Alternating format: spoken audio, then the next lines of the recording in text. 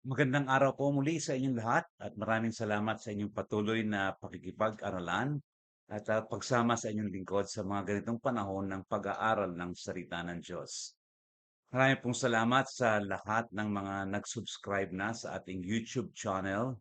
Salamat po sa inyong sa ating 30 subscribers as of the moment. At gayon din po mga kapatid, salamat po sapagkat meron na po tayong na-upload na 47 na videos sa ating pong YouTube channel. Maniwala or Jonathan Orellasa, parentheses, Maniwala.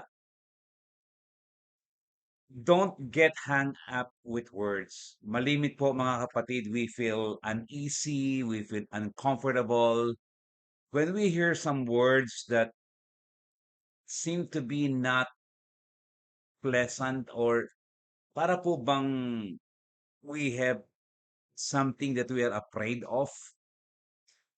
Like the word predestination or the word election. Some people feel happy and excited.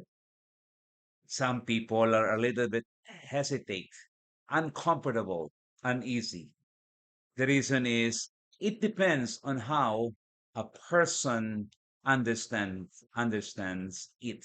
Ano nga ba ang ating pagkaunawa kapag narinig natin yung salitang predestination or election? And so the first question that we need to ask when we are hearing a word is this. Itanong natin, binanggit ba ito ng Biblia? Ito ba ay laman ng ating Biblia?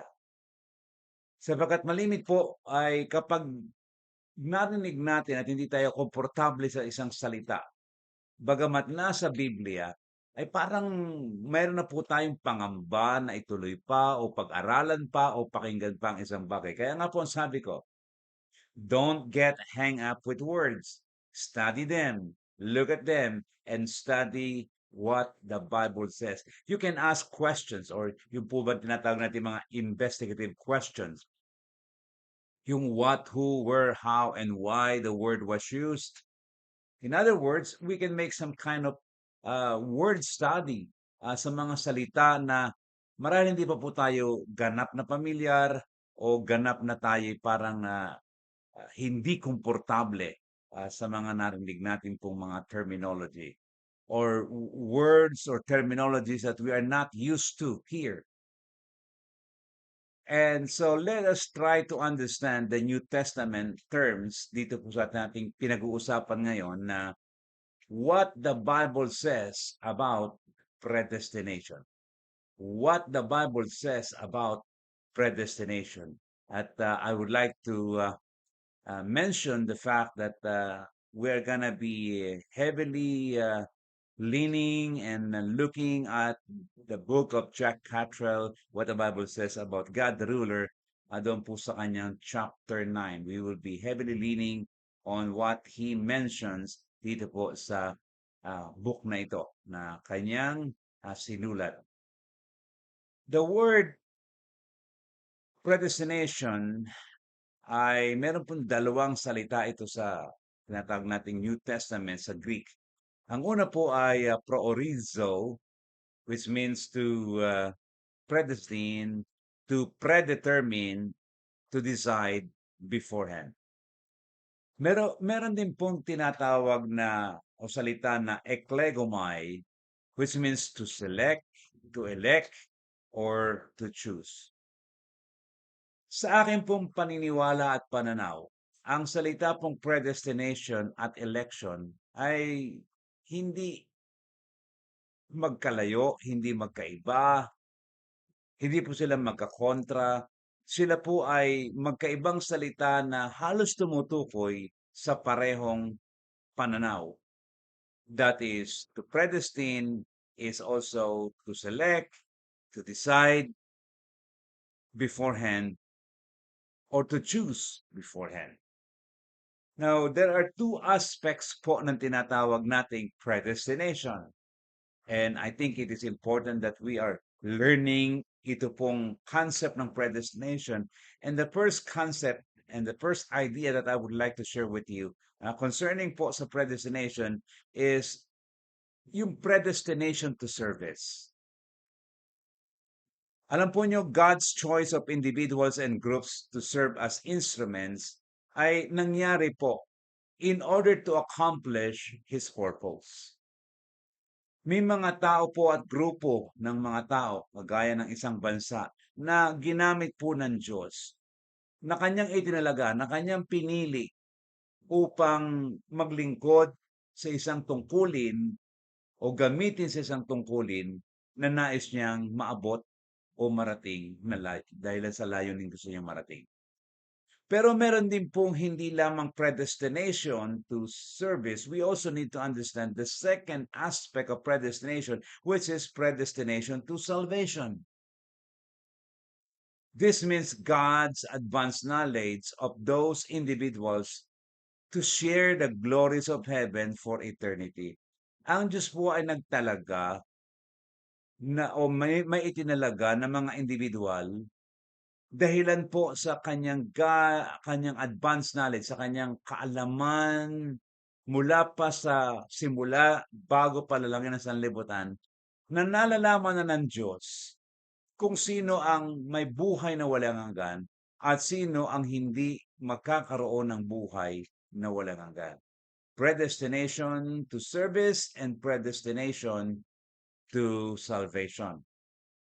Unahin po muna natin pag-usapan at liwanagin yung tinatawag nating predestination to service. Meron pong inihanda ang Diyos na grupo ng mga tao for redemption. So, yung pong predestination to service is the preparation God made for redemption. At ang bansa pong ito na tinutukoy natin ay ang the election of Israel or the predestination of Israel. Ang bansa pong Israel ay itinilaga, pinili, hinirang para sa isang layunin upang sila maging kasangkapan sa pagkakaroon ng tinatawag nating Mesiyas, tagapagligtas. The nation of Israel was chosen to be an instrument of the grand preparation for the coming of our Lord Jesus Christ, for the coming of the Messiah. Dito po'y naihayag na sa atin maging sa lumang tipan at ito nga po'y ating makikita sa Deuteronomio 14:2 na ang sabi po sa atin ng Deuteronomio 14:2 ay ganito, sapagkat ikaw ay isang bayang banal, referring sa Israel. Ikaw ay isang ikaw ay isang banal na bayan sa Panginoon mong Diyos at ikaw ay pinili ng Panginoon upang maging bayan na kanyang sariling pag-aari mula sa lupa ng mga bayan na nasa balat ng lupa.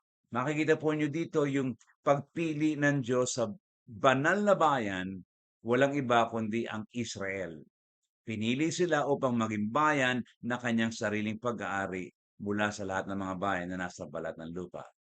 Isa pa pong talata sa mga gawa 13:17, ang sabi po dito ng salita ng Diyos ay, hinirang ng Diyos nitong bayang Israel ang ating mga ninuno at ginawang dakila ang bayan ng sila'y nakipamayan sa Ehipto at sa pamamagitan ng nakataas na bisig ay kanyang inilabas sila roon. Ano po ang sabi ng Biblia? Ano po ang sabi ng talata? Hinirang ng Diyos nitong bayang Israel ang ating mga ninuno. Naroon po yung election of Israel, yung pagpili, yung the predetermination of God para po sa bansang Israel. Ilan pong obserbasyon ang ating gustong ipakita sa bawat isa sa atin, sa mga nakikiisa sa ating pag-aaral sa gabing ito. Ang una po na observation ay ito. This is an election to service. Ito po ay isang pagtatalaga, paghirang sa paglilingkod, instrumento upang maglingkod, at hindi po kailanman ito tinatawag nating election to salvation or for salvation. Ang bansa pong Israel ay pinili upang maihanda ang pagdating ng ating Panginoong Hesukristo kahit ang majority po, ang karamihan sa kanila ay hindi naniniwala sa ating Panginoong Hesus bilang isang tagapagligtas o Mesiyas. Pangalawa, na ating maoobserbahan po sa ating mga nakikita sa Biblia ay ganito. The election of Israel was the election of a group or a corporate body, not the election of individuals. Please note po na kahit po doon sa aklat ng mga taga-Roma, Kabanatang 9, yun po'y tumutukoy sa bansa. When you read the book of Romans chapter 9, it refers to the nation, not to the eternal destiny of individuals or the individual Jews. So, ito po ang kinakailangan nating maunawaan concerning the nation or the election of Israel. Meron ba pong isang observation that we can mention here that this election, yung pagpili, yung predetermination was accomplished, ito'y natupad in the incarnation through the resurrection of Jesus. Ito po'y naganap at nagkaroon ng kaganapan sa panahon na ang ating Panginoong Jesucristo ay nagkatawang tao at siya'y nabuhay na muli. Na-accomplish na po yung predestination or election ng Israel nang dumating na ang tagapagligtas sa pamamagitan ng pagkakatawang tao, sa pamamagitan ng kanyang resurrection. Now, hindi po lamang election of Israel ang makikita natin sa Biblia o hindi lamang po ang tinatawag nating Israel, bansang Israel ang itinalaga, kundi we can also mention the fact that there was also the election of individuals. There was also the predestination of individuals in the Old Testament. These individuals were chosen. Again, let me repeat it. These individuals were chosen. Pinili ang mga taong ito, ang mga individual na ito, not for salvation, kundi upang maganap at matupad ang layunin at naisin ng Diyos para sa Israel. Sapagkat kung hindi niya babantayan at hindi niya loloobin na mag-intervene po siya sa mga individual na ito, ay maaaring hindi nga magkaroon ng kaganapan yung kanyang purpose and desire for Israel, na kung saan ang Israel po ay isang servant, they are serving so that ito pong ating tagapagligtas, ang ating Mesiyas, ay magmula o lumabas sa lahing ito. So in order to create Israel, mga kapatid, God chose Abraham, God chose Isaac, God chose Jacob. I mean, God chose individuals. He even chose Moses, David, and he even chose Gentile rulers, mga mga naghari na o hari na hindi naman talaga tunay na mananampalataya. And for one reason, to help carry out His purpose or God's purpose for Israel. Let me read to you some scriptures. Una po ay yung nasa Nehemiah 9:7 na ang sabi po ay ganito.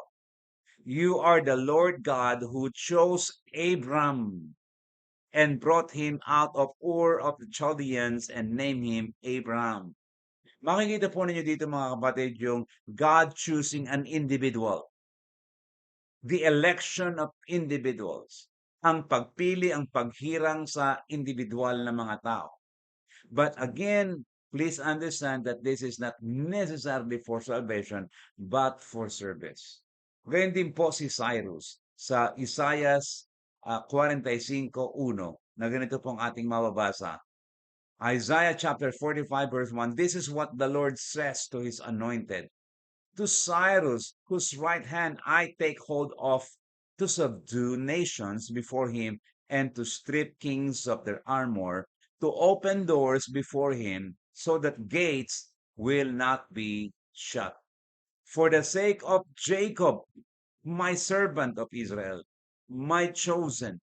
I summon you by name and bestow on you a title of honor, though you do not acknowledge me."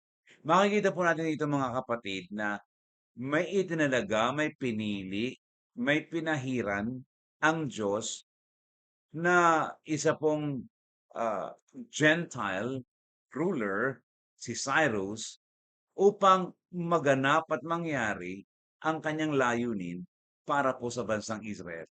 Upang hindi magkaroon ng frustration o matigil ang layuning ito ng Diyos para sa Israel. Even Jacob, for the sake of Jacob, my servant, sabi niya, pinili niya siya. Walang iba kundi ang Israel. Meron pa pong isang talata na minsan ay minsan na misinterpret na akala ay pangkalahatan ito at para sa lahat. Jeremiah chapter 1 verse 5. Ito po ay patungkol kay Jeremiah at ang sabi ng Diyos kay Jeremiah, "Before I formed you in the womb, I knew you. Before you were born, I set you apart." Pinili si Jeremiah. "I appointed you as a prophet to the nations." Makikita niyo po mga kapatid dito na merong pinili ang Diyos. Kagaya po ni Jeremiah, appointed as a prophet to the nations, again, because of God's purpose for Israel.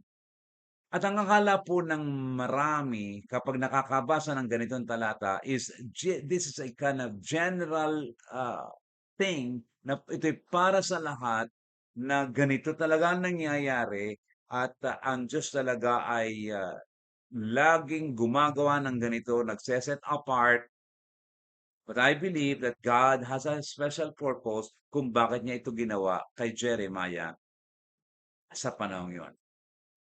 Meron din pong hindi lamang sa Old Testament, kundi meron din po sa New Testament na tinatawag nating election, the election of individuals or the predestination of individuals. Jesus chose a group of individuals to be His instruments in establishing the church upang matatag ang tinatawag po nating iglesia. Pumili po siya. At ito nga po ang sinabi ng Lucas 6:13 na sabi, kinaumagahan, tinawag niya ang kanyang mga alagad at siya'y pumili. He selected mula sa kanila ng 12 na itinalaga niyang mga apostol.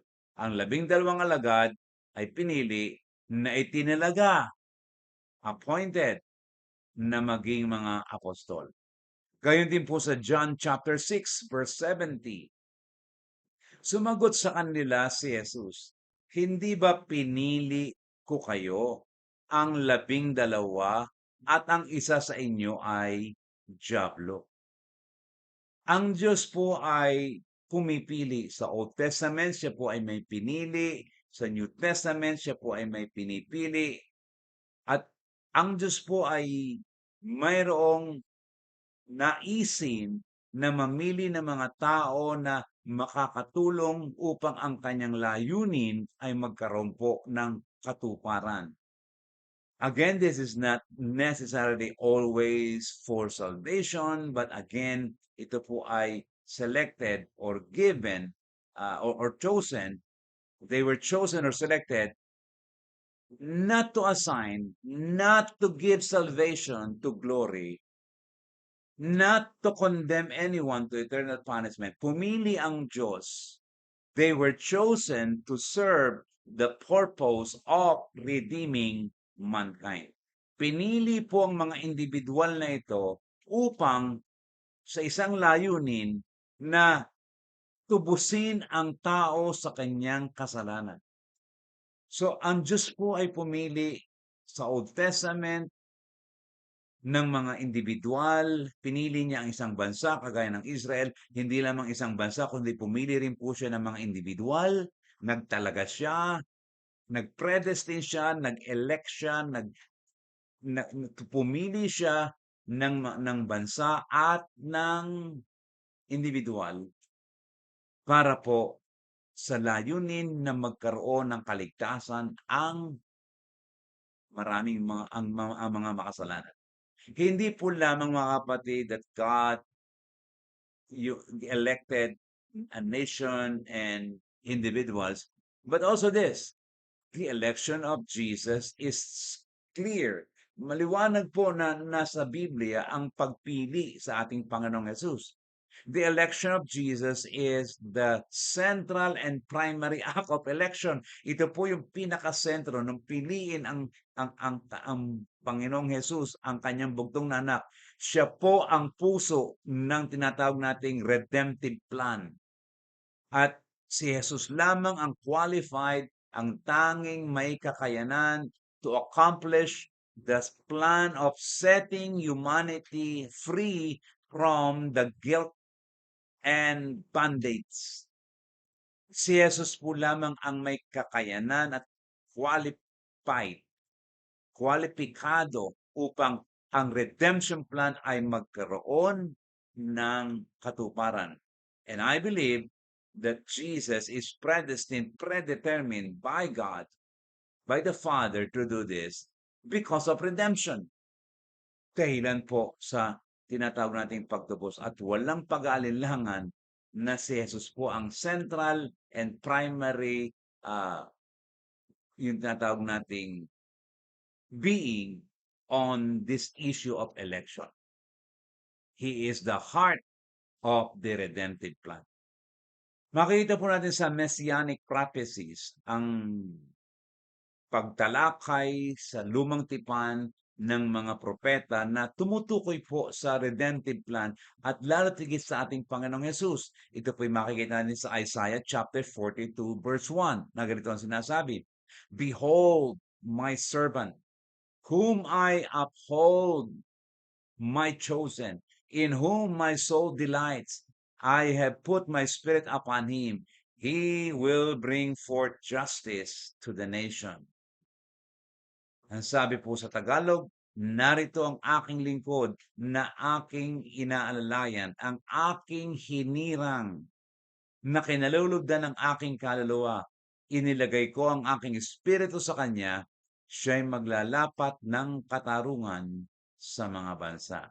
Referring to our Lord Jesus Christ, because Jesus Christ was elected, Jesus Christ was selected, predetermined, predestined to do the work of redemption.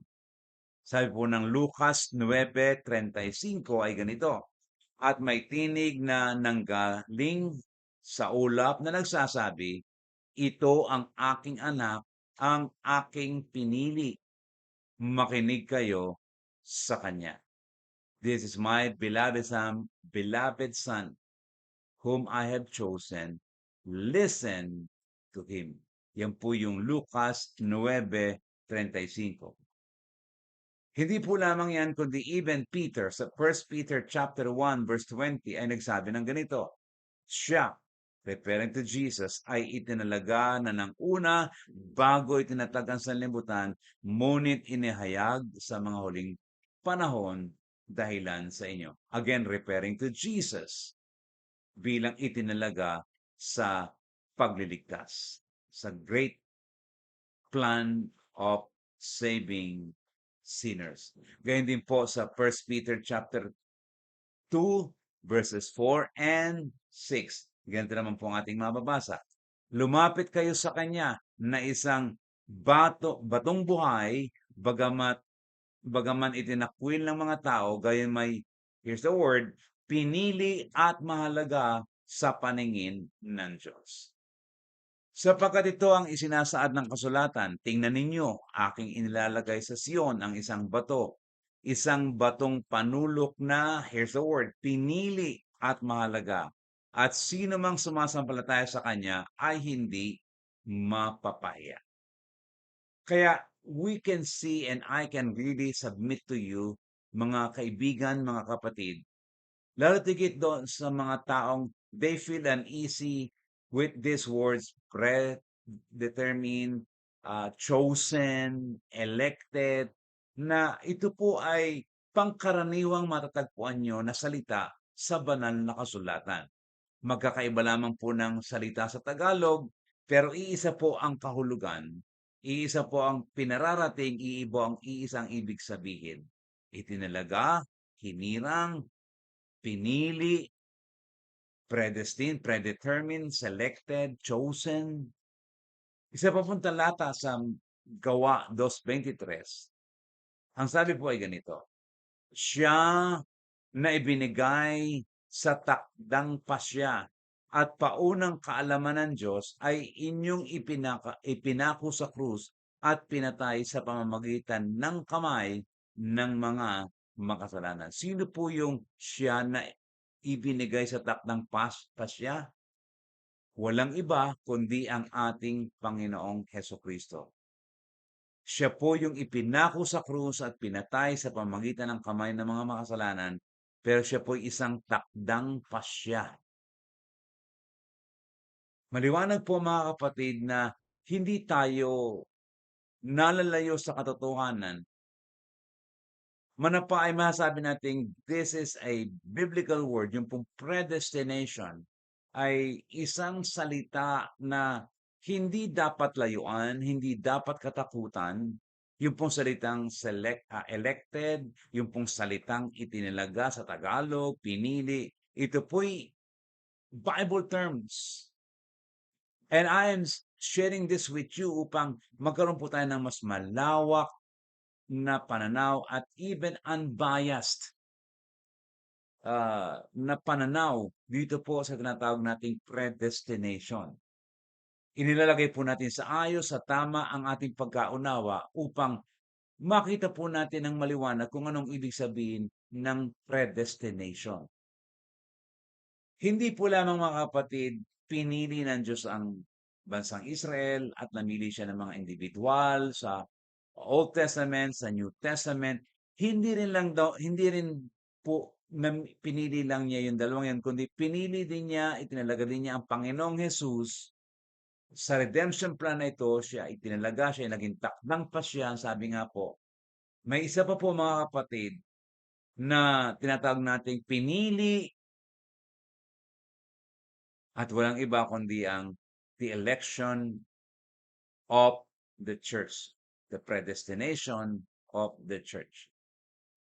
Alam po niyo, ang plano ng pagligtas ay hindi magiging kompleto hangga't hindi nagkakaroon ng body or church who has been saved from sin.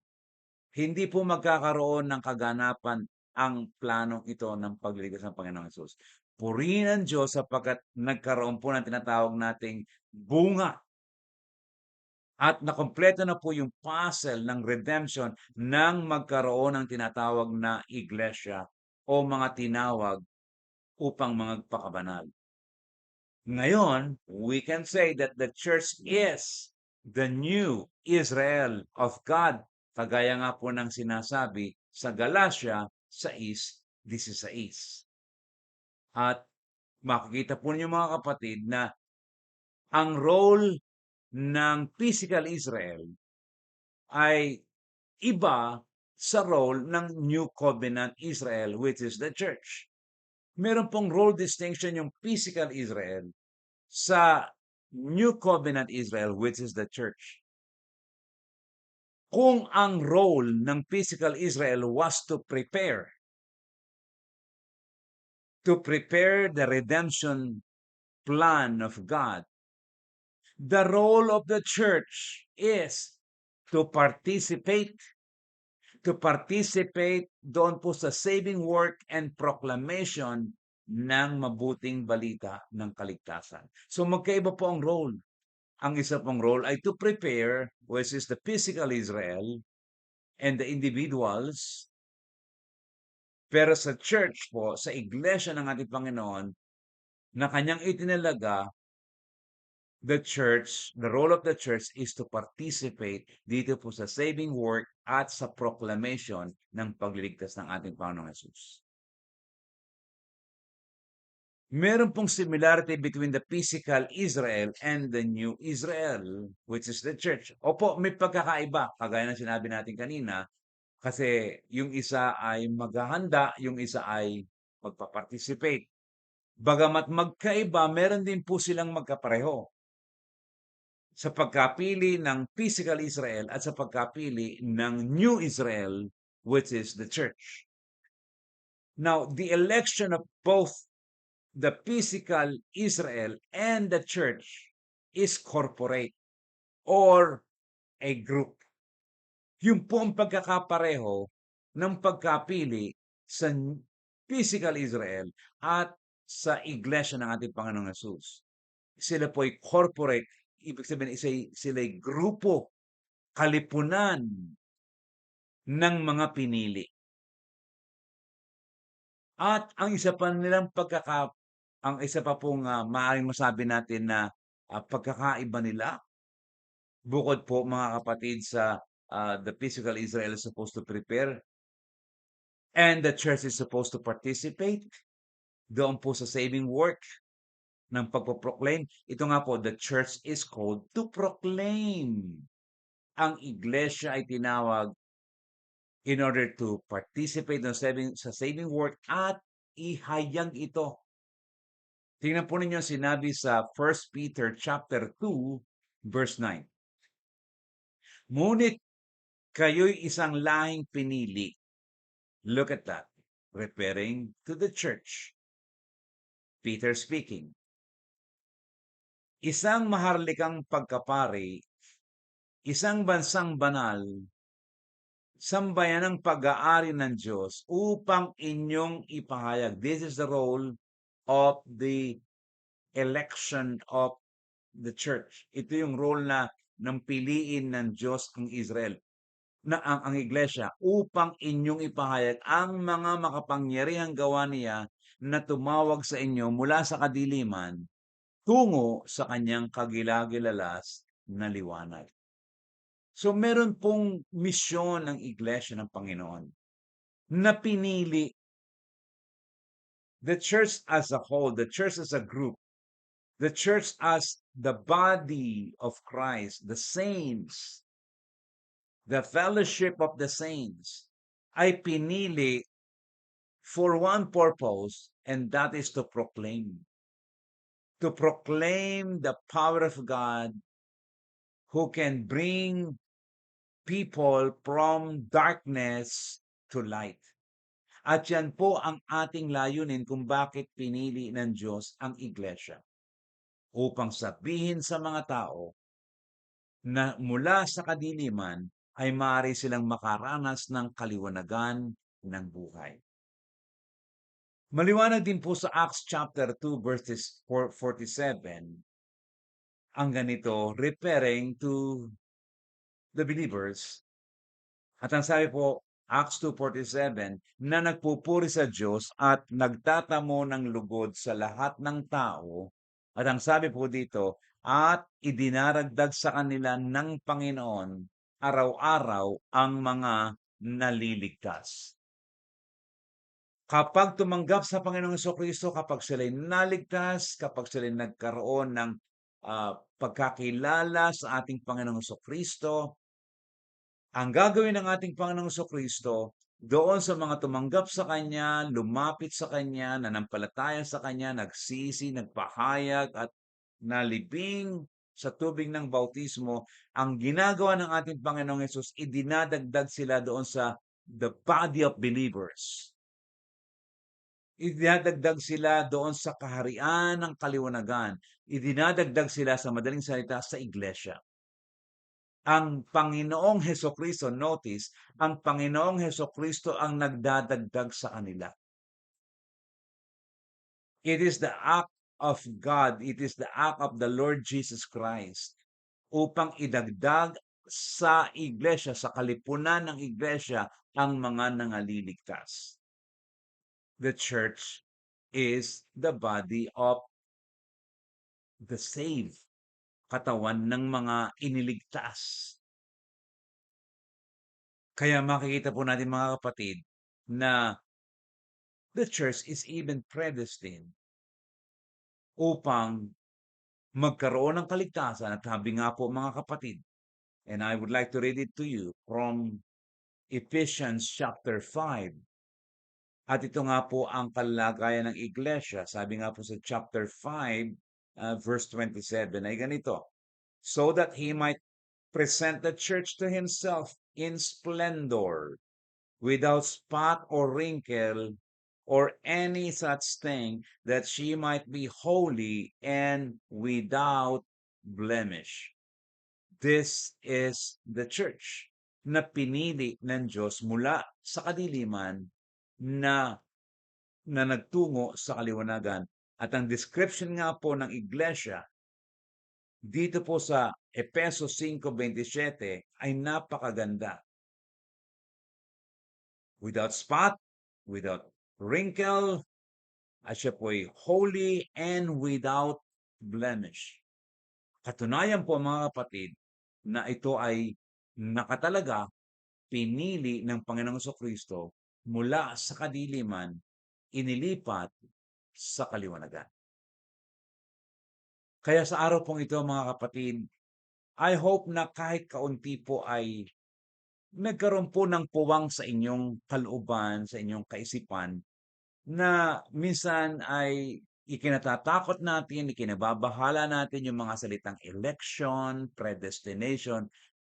Yun naman pala ay nagkaroon sa Biblia ng tinatawag nating election and predestination, pagpili, paghahalal, pagtatalaga, pagtatakda.